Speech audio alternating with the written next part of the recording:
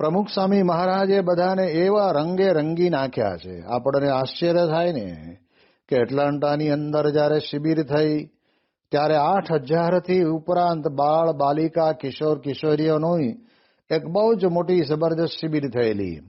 એવી જ રીતે પ્રમુખ સ્વામી મહારાજના સાનિધ્યની અંદર પણ એક શિબિર થયેલી, એક બહુ સારી જગ્યા ઉપર, એનું નામ મને યાદ રહ્યું નથી, પણ ત્યાંય પણ આટલી જ મોટી સંખ્યાની અંદર આપણને આશ્ચર્ય થાય કે એ શિબિરની અંદરથી આ બાજુ તો ઓસ્ટ્રેલિયાની અંદર રહેતા બાળ બાળકો કિશોર કિશોરીઓ પણ ઘણા બધા એની અંદર જોડાયેલા, અને એમાં 5-5 દિવસની શિબિર.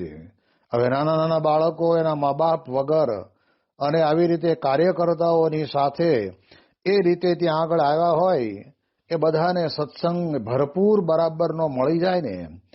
પછી તમે જુઓ તો અત્યારે જે દેશની અંદર, ઓસ્ટ્રેલિયા હોય કે સિડની હોય કે પછી પર્થ હોય કે આ બાજુ તમે જોવા જાઓ તો આફ્રિકા હોય કે સાઉથ આફ્રિકા હોય કે પછી આ બાજુ કેનેડા હોય, જો કેટલો બધો સત્સંગનો વ્યાપ થયો.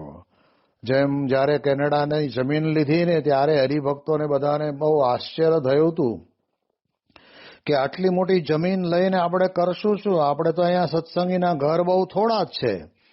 અને ત્યારે સ્વામી એ બોલેલા, બાપા કે અહીંયા આગળ સત્સંગ કરવાવાળા બહુ આવશે. અને એમાંય જ્યારે હવેલીની રચના કરીને ત્યારે હરિભક્તોને મનમાં બહુ જ શંકા હતી કે સ્વામી આટલો મોટો વિશાળ આ સભા મંડપ હવેલી બનાવીએ છીએ, પણ આ ખાલી રહેશે? ખાલી સભામાં થોડા ઘણા છે એટલા માંડ બેસવાવાળા મળશે? અને ત્યારે પ્રમુખ સ્વામી મહારાજે કહ્યું કે આ પણ નાનું પડશે. અને જ્યારે 2014ની સાલમાં મહંત સ્વામીની સાથે અમે જ્યારે ગયા ત્યારે ત્યાં આગળ ત્યાંના સંતોએ વાત કરેલી કે સ્વામી 2 વખત સભા કરવી પડે છે. એક સભા શનિવારે કરીએ અને બીજી સભા રવિવારે કરીએ. આવું જ એડિશનની અંદર જે મંદિર હતું એ મંદિરમાં પણ 2 વખત કરવી પડે છે. એટલે વિદેશની ધરતી ઉપર ભલે ગયા, પરંતુ કહે છે કે ત્યાંનો રંગ એ લોકોને લાગવા નથી દીધો. એનું કારણ કે જાગતા નર સેવીએ, જીવનની અંદર જાગતા નર સેવીએ. જે પ્રમુખ સ્વામી મહારાજ અને મહંત સ્વામી મહારાજ જેવા સત્પુરુષ જે હંમેશને માટે જાગેલા છે, કહેતા કે ભગવદ પરાયણ જ પોતાનું જીવન જીવી રહ્યા છે, એવા જે સંત, એનો જો સંગ કરીએ ને તો આપણને પણ એનાથી જાગતા રાખે. જેમ લંડનની અંદર પ્રમુખ સ્વામી મહારાજ પોતે પધારેલા અને તે વખતે ઠાકોરજી પાસે જ્યારે આરતી કરવા, દર્શન કરવા માટે પધારે ત્યારે એ અક્ષર ગલી કહેવાતું, અને ત્યાં બધા લાઇન્સર યુવકો બધા જ પોતપોતાની જગ્યા ઉપર ઊભા રહી ગયા હોય, અને સ્વામી રોજ એક યુવકને 2-5 યુવકોને પૂછે, જેના કપાળમાં તિલક ને ચાંદલો ન હોય એવાને પૂછે, જેના માથા ઉપર વાળ લગર વગર લટકતા હોય એવાને પણ પૂછે. અને સ્વામી એટલું બધું ત્યાં આગળ નિરાળું હેત કરી અને એને સત્સંગના માર્ગે વાળે. તો તિલક ચાંદલા સાથેની પૂજા કરવી, ઘરની અંદર ઘર મંદિરમાં આરતી અષ્ટક આપણે બોલવા, સાથે જમવા બેસવું, આ બધી જ પ્રકારનું પોષણ એ ગુરુ પ્રમુખ સ્વામી મહારાજ પોતે લંડનની અંદર આપતા. ત્યારે લંડનની અંદર પણ સૌ પ્રથમ વખત વિદેશની ધરતી ઉપર આટલું મોટું વિશાળ માર્બલની અંદર અને બલ્ગેરિયાના પથ્થરની અંદરથી જે બન્યું એ પહેલો ઇતિહાસ કહેવાય. અને એવું કહેવાય છે કે ગિનિસ બુક વાળાએ પણ રેકોર્ડની અંદર નોંધ્યું કે વર્લ્ડની અંદર અત્યારે નંબર 1 ગણાય લંડનનું મંદિર.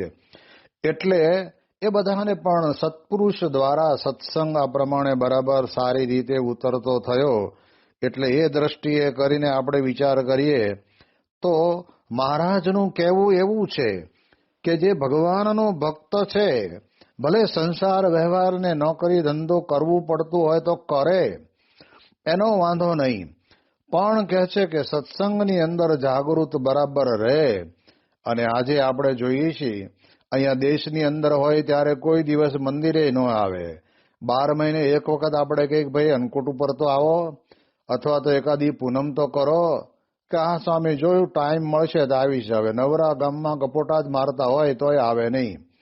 અને અહીંયા હોય ત્યારે ઘણી વખત તો પાછું સ્વામિનારાયણ ભગવાનનું એટલે કહેતા કે સત્સંગનું કે સત્પુરુષનું કંઈક વાંકું ક્યારેક કોકના સંગે કરીને બોલતા હોય.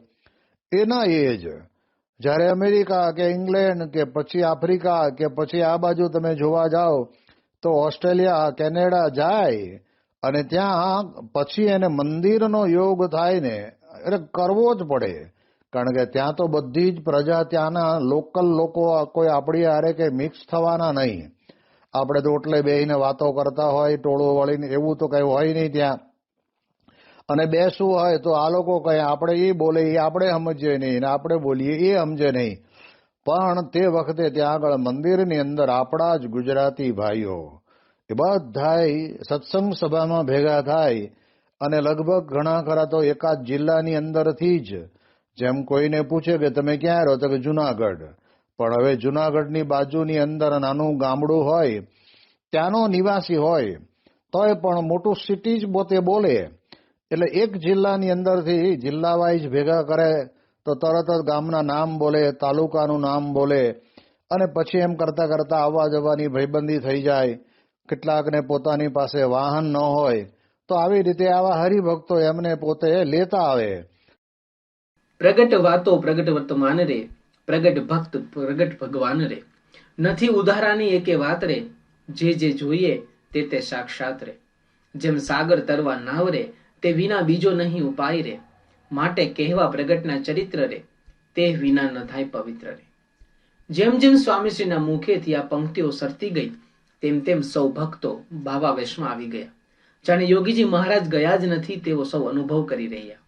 છેલ્લે જ્યારે સ્વામીશ્રી બોલ્યા કે મને અણુમાંથી મહાન શાસ્ત્રીજી મહારાજ અને યોગીજી મહારાજે કર્યો છે, તેમની કૃપા દ્રષ્ટિથી બધું થયું છે, ત્યારે તો ભક્તગણ યોગીજીના આ વિનમ્ર વારસદાર પર વારી ગયું. મનુષ્ય જ્યારે નાનપને પામે ત્યારે નિર્માને રહેવું એ જરાય મોટી વાત નથી, પણ જ્યારે તેની પ્રશંસા થતી હોય ત્યારે નમ્ર રહેવું એ મોટી અને ભાગ્યે જ પામી શકાય એવી સિદ્ધિ છે. સ્વામીશ્રીના જીવનમાં આ સિદ્ધિનું દર્શન આજે સૌને થઈ રહેલું. આ વખતે સ્વામીશ્રીએ પોતાના આશીર્વાદમાં યોગીજી મહારાજની સ્મૃતિમાં ભવ્ય સ્મારક બનાવવાનો પ્રસ્તાવ મૂક્યો અને ભક્તોએ સેવા સરિતા વહાવી દીધી.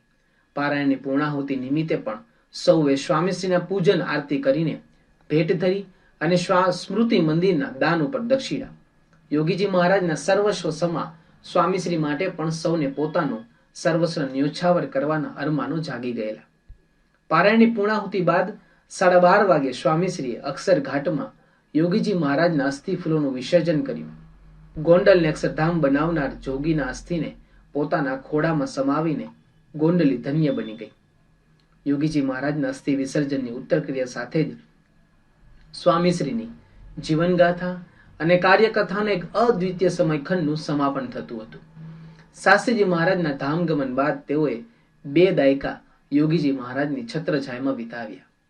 આ સમયની આરસીમાં યોગીજી મહારાજને એક સમર્પિત સેવક, કુશળ કાર્યવાહક અને સાવધ સંરક્ષક તરીકે સ્વામીશ્રીની છબીનું દર્શન થાય છે. આ સમય દરમિયાન સ્વામીશ્રીએ પોતાની સાધુતા સભર રીત ભાતથી સત્સંગને સુરક્ષિત સુગ્રથિત કર્યો.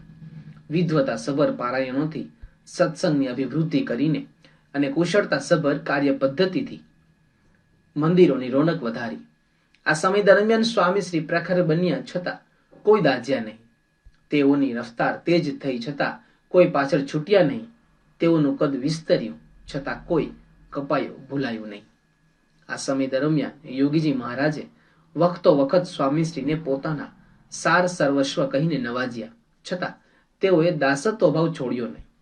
ઐશ્વર્યથી છલોછલ હોવા છતાં સ્વામીશ્રી યોગીજી મહારાજની આજ્ઞાનો કિનારો ઓળંગ્યો નહીં. મૌલિક વિચારો ધરાવવા છતાં યોગીજી મહારાજની મરજી બહાર એક હરફ ઉચ્ચાર્યો નહીં. શાસ્ત્રીજી મહારાજની જેમ જ તેઓએ યોગીજી મહારાજને પણ રાજી કર્યા. શાસ્ત્રીજી મહારાજની જેમ જ તેઓ યોગીજી મહારાજની કૃપાનું પણ પાત્ર ઠર્યા. શાસ્ત્રીજી મહારાજની જેમ જ તેઓ યોગીજી મહારાજને પણ હૈયે ધર્યા. હવે ઘડી આવી ગઈ હતી કે જ્યારે સરિતા સાગર બનીને રેલાઈ લહેરાઈ હતી.